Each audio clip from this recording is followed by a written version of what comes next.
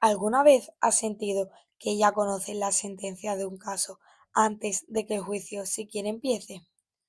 Esto se debe a que vivimos en la era de los juicios paralelos, donde, mientras el juez analiza pruebas y testimonios, los medios de comunicación dispensan una cobertura ilimitada, regular y constante de información, sesgando la opinión pública y realizando juicios de valor. Estos juicios son realizados a través de críticas, comentarios o análisis, o incluso con vídeos y publicaciones en las redes sociales, y cuentan con el gran poder de la inmediatez.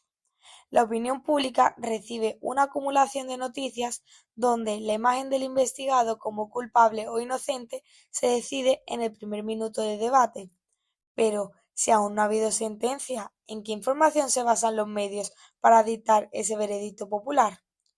Pues la mayoría de las veces no se basan en pruebas verídicas, sino en filtraciones parciales o rumores, creando una narrativa tan potente que cualquier información posterior ya no sirve para informar, sino para reforzar la postura ya tomada. Todo esto nos lleva a una pregunta clave.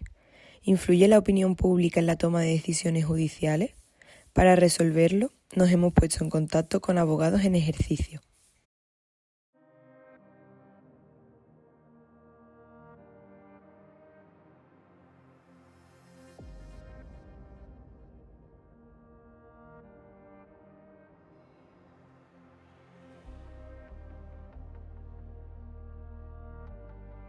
Buenos días, soy Luis Prieto Enríquez, soy licenciado en Derecho por la Universidad de Cádiz, en la Facultad de Jerez de la Frontera, y ejerzo como abogado colegiado en el Colegio de Abogados de Jerez de la Frontera. Genial, pues ahora te vamos a hacer algunas preguntas sobre cómo piensas tú que los medios de comunicación y la opinión pública pueden influir en la decisión final de un juicio. Muy bien. Entonces, ¿recuerdas tú algún caso mediático en concreto que te ha llamado la atención? En esta zona, el asesinato de Juan Holgado en una gasolinera en los años 90, que tuvo mucha repercusión mediática, incluso después se hizo una serie que se llamaba Padre Coraje, porque su padre se infiltró en los mundos de los bajos fondos de Jerez para intentar averiguar quién había matado a su hijo. Y aquello tuvo mucha repercusión mediática y hubo muchas personas que recibieron muchas presiones durante todo el proceso. ¿Y tú eso como abogado cómo lo hubieras afrontado?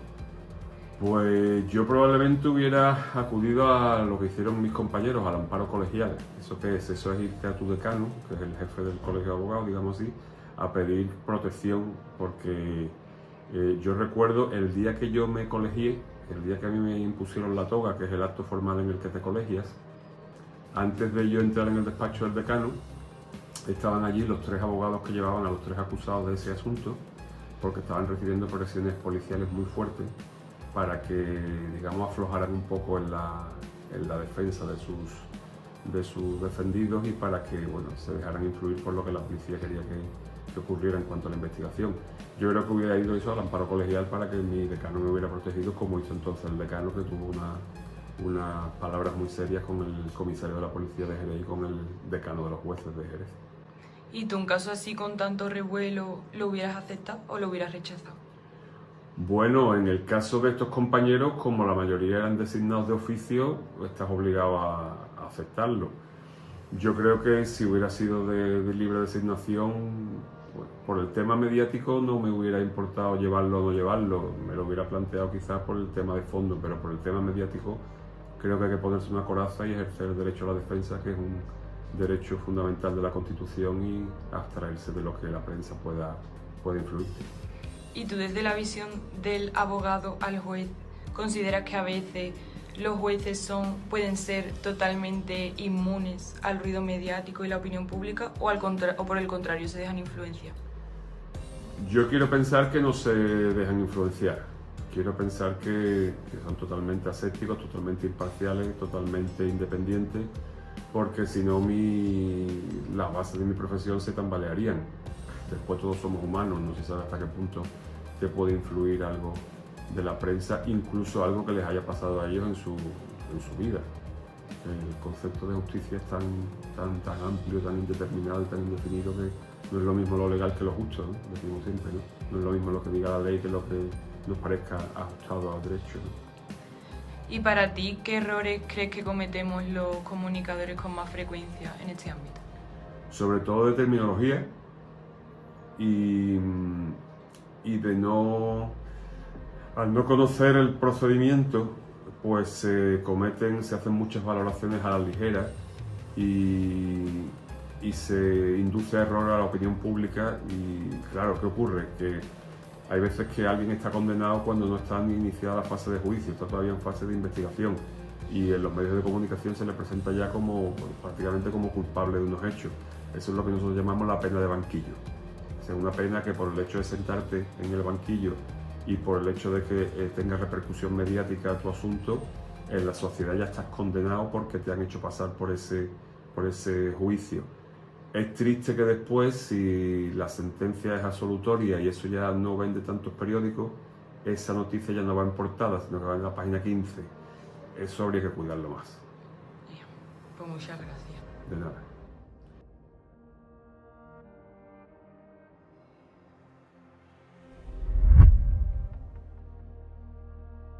En la madrugada del 22 de noviembre de 1995, en Jerez de la Frontera, fue asesinado Juan Holgado, un joven de 27 años que trabajaba en la gasolinera familiar. Su cuerpo apareció con más de 20 puñaladas, en un ataque de gran violencia. Desde el inicio, el caso estuvo marcado por la ausencia de un móvil claro. No hubo robo en la gasolinera, pues el dinero permanecía intacto. Tampoco hubo testigos ni pruebas concluyentes. Aunque la escena apuntaba a un posible crimen personal, la investigación nunca logró demostrarlo. Con el paso de los meses, el caso empezó a perder fuerza en el ámbito judicial. Sin embargo, fuera de los juzgados ocurría lo contrario. La cobertura mediática creció y el crimen se convirtió en uno de los más conocidos de la época en España. En ese contexto emergió la figura de su padre, Francisco Holgado, quien pronto sería conocido como Padre Coraje. Tras el asesinato de su hijo, decidió implicarse directamente en la búsqueda de respuestas. Durante años llevó a cabo una labor constante. Acudió a programas de televisión, concedió entrevistas, organizó concentraciones y mantuvo contacto con investigadores y abogados. Pero su implicación fue más allá de la exposición pública. Francisco Holgado llegó a realizar sus propias indagaciones, recopilando información y tratando de reconstruir lo ocurrido. En ese proceso señaló públicamente a varias personas como posibles responsables del crimen, lo que generó controversia y también consecuencias legales en algunos casos. Su persistencia convirtió el caso en un símbolo. Por un lado, logró mantener viva la atención mediática y social, evitando que el asesinato quedara en el olvido. Por otro, esa misma presión contribuyó a crear un entorno de especulación constante. La difusión de hipótesis sin pruebas firmes y la exposición pública de posibles sospechosos alimentaron un clima de juicio paralelo. Según distintos análisis, este contexto pudo dificultar la investigación oficial, afectando la fiabilidad de algunos testimonios y desviando la atención hacia líneas que no siempre estaban respaldadas por pruebas sólidas. A día de hoy, el asesinato de Juan Holgado sigue sin resolverse. La figura del Padre Coraje permanece como un referente de la lucha por la justicia, pero también como ejemplo del complejo equilibrio entre la presión mediática y el desarrollo de una investigación judicial.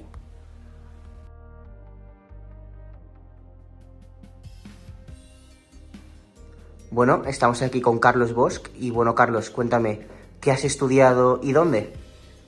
Bueno, yo soy Carlos Bosch, estudié Derecho en la Universidad de Granada. ¿Y a qué te dedicas actualmente? Actualmente trabajo en el departamento, en el área laboral de una empresa dedicada al turismo en España. Bueno, y en relación al tema que nos concierne hoy, ¿usted rechazaría un caso por posible revuelo con la prensa? Creo que sí, particularmente sí, creo que es una decisión muy personal que tiene que ver con el carácter de cada abogado, pero particularmente sí no aceptaría un caso de que supusiese un revuelo con la prensa y a nivel nacional. ¿Cree que puede haber un juicio justo cuando millones de personas ya han decidido en su casa, a través de los medios, quién es el culpable del proceso judicial? Creo que a nivel social actualmente los medios crean un gran estigma y se juzga al presunto delincuente con anterioridad al juicio, pero creo que es más en una posición como la mía y como la de los abogados. Creo que es nuestro trabajo confiar en la integridad de los jueces y de los tribunales españoles. Si tuviera que elegir, ¿qué crees que es más influyente a día de hoy en un caso mediático? ¿Las pruebas del proceso o el relato que construyen los medios de comunicación? Creo que en la misma línea que de mi anterior respuesta, creo que para la opinión del grueso de la sociedad, es decir, para la población de a pie, lo importante es el relato que construyen los medios de comunicación. Si bien para los tribunales y jueces, pues evidentemente pues resulta de muchísimo mayor valor las pruebas y toda la documentación que puede haber en cada caso. Y para finalizar, a día de hoy vivimos en un contexto en donde los juicios se viven prácticamente en directo, a través de las televisiones o las redes sociales. ¿Quién cree usted que tiene más poder en un caso mediático? ¿El juez, los abogados o los profesionales de la información? Creo que cada uno juega su papel y todos son muy importantes, tanto a nivel social, pues como te decía, la prensa, pero creo que pues los abogados y los jueces pues llevan cada uno en su papel, y los abogados en la defensa de una de las partes y los jueces a nivel de interpretación legal pues son las dos figuras que más importancia tienen a la hora de un juicio. Muchísimas gracias. Gracias.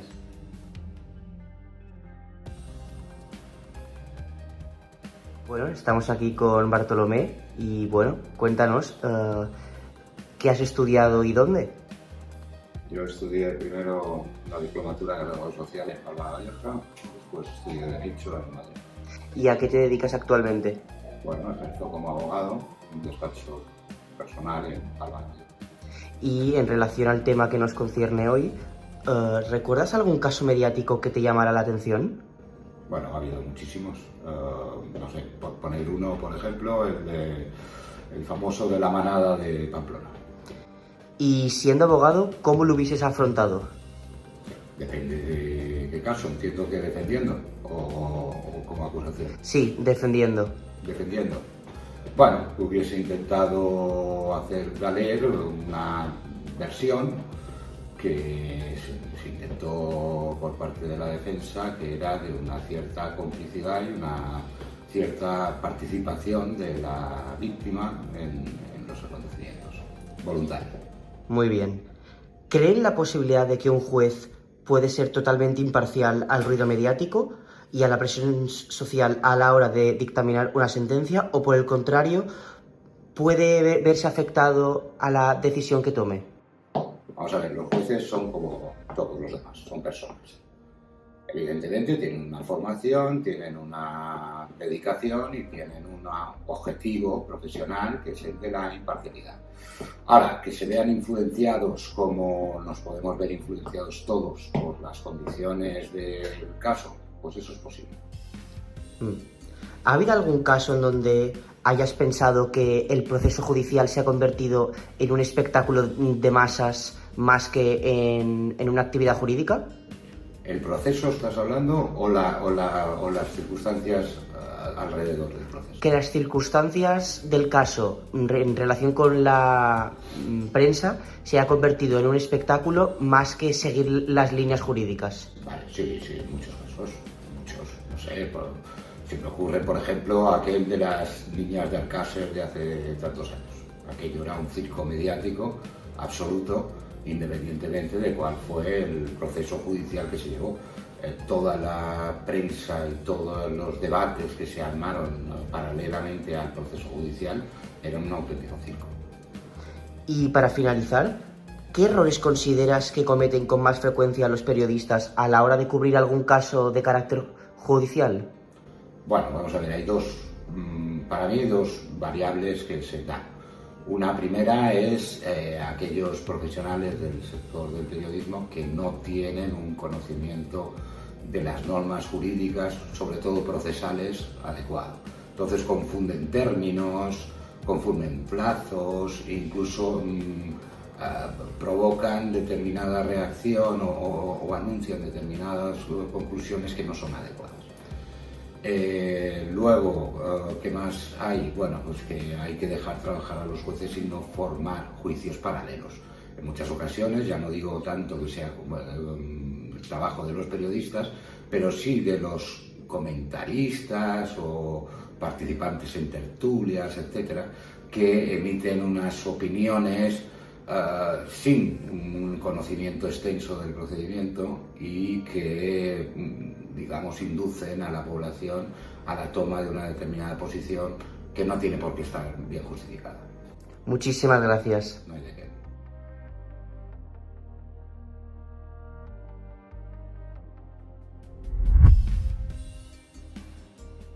En noviembre de 1992, en el municipio valenciano de Alcácer, 3 adolescentes, Miriam, Toñi y Desiré, salieron de casa con un plan sencillo: asistir a una fiesta en una discoteca de la cercana localidad de Picassent.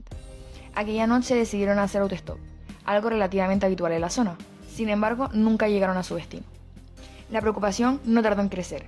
Sus familias denunciaron la desaparición y en cuestión de horas comenzó una intensa búsqueda que movilizó a vecinos, fuerzas de seguridad y medios de comunicación de todo el país. España entera seguía el caso con angustia, aferrándose a cualquier pista que pudiera indicar que las jóvenes seguían con vida. Pero el tiempo pasaba y las respuestas no llegaban. 75 días después, el 27 de enero de 1993, 2 personas que se encontraban en una zona montañosa descubrieron restos humanos en el paraje conocido como el Barranco de la Romana. Allí, en una fosa, fueron hallados los cuerpos de las 3 adolescentes. El impacto fue inmediato. La noticia conmocionó profundamente a la sociedad española y convirtió el caso en uno de los más sobrecogedores de su historia reciente. La investigación policial apuntó a 2 sospechosos: Antonio Anglés y Miguel Ricart, delincuentes comunes. Ricart fue detenido, juzgado y condenado a una larga pena de prisión. Anglés, considerado el principal responsable, logró huir y hasta hoy sigue en paradero desconocido. Con el paso del tiempo, el caso no dejó de generar controversia. Durante el juicio y en los años posteriores surgieron versiones contradictorias, dudas sobre algunos aspectos de la investigación y teorías alternativas que alcanzaron gran difusión mediática, aunque muchas de ellas carecían de pruebas concluyentes. Más allá de lo judicial, el caso de Alcácer marcó un antes y un después en la sociedad española, no solo por la gravedad de los hechos, sino también por el modo en que los medios de comunicación cubrieron la tragedia, abriendo un debate sobre los límites del tratamiento informativo. Hoy, décadas después, el recuerdo de Miriam, Toñi y Desiré sigue muy presente. En definitiva, la opinión pública sí influye en el entorno en el que se desarrolla la justicia, aunque no debería determinar las decisiones judiciales. Casos como el asesinato de Juan Holgado o el caso Alcácer muestran cómo la presión mediática puede convertir procesos judiciales en acontecimientos mediáticos. Sin embargo, como hemos visto en las entrevistas, los profesionales del derecho coinciden en que el sistema judicial está diseñado para basarse en pruebas, no en opiniones. Por ello, es fundamental fomentar un consumo de la información y una comunicación responsable, entendiendo que la justicia requiere tiempo, rigor y objetividad. Solo así se puede proteger el derecho a un juicio justo y evitar que la opinión pública sustituya a la verdad judicial.